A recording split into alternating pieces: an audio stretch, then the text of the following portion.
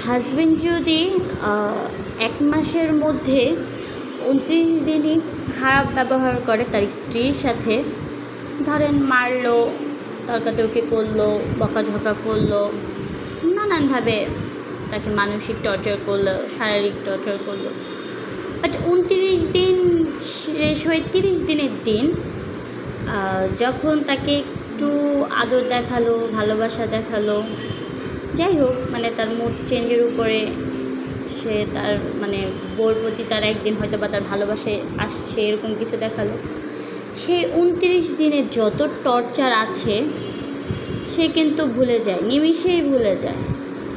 আসলে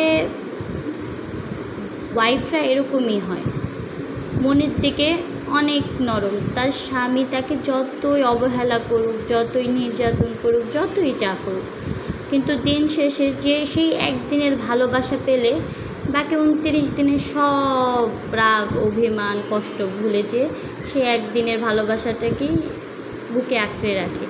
এই যে মায়াটা আছে না, এই মায়ার জন্য অনেক অনেক স্ত্রী তার স্বামীর সংসার ছেড়ে যেতে পারে না। তারপরে তো বাচ্চা কাচ্চা আছে।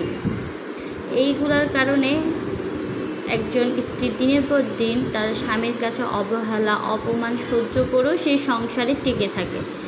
এই একটিমাত্র কারণে সেই মায়া, মহব্বত, ভালোবাসা। যেই স্ত্রী তার স্বামীর সংসার ছেড়ে যেতে বাধ্য হয় সে অবশ্যই তার দেয়ালে তার পিঠ থেকে গেছে। এই কারণেই তো তার স্বামীর সংসার সে ছেড়ে গেছে। কিন্তু দিন শেষে সমাজের মানুষ সেই স্ত্রীকেই খারাপ বলে ঘোষিত করে, কিছু না জেনে, কিছু না শুনে। যখন একটি মেয়ে দিনের পর দিন নির্যাতিত হয় তখন তো সমাজের মানুষ কিছু বলে না, সেই স্বামীকে তার ভুলের যে প্রায়শ্চিত্তটা তাকে দিয়ে করায় না।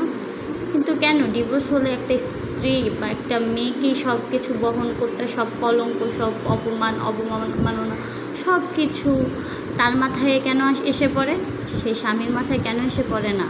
কারণ সে ছেলে বলে, পুরুষ জাতি বলে। আমাদের আসলে সমাজের দৃষ্টিভঙ্গিটা চেঞ্জ করতে হবে, না হলে আমরা এই দিনের পর দিন মেয়েরা অবহেলিত, অপমান হয়েই যেতে হবে। এই সমাজের ভয়েও অনেক মেয়েরা তার সংসার ছেড়ে দেয় না।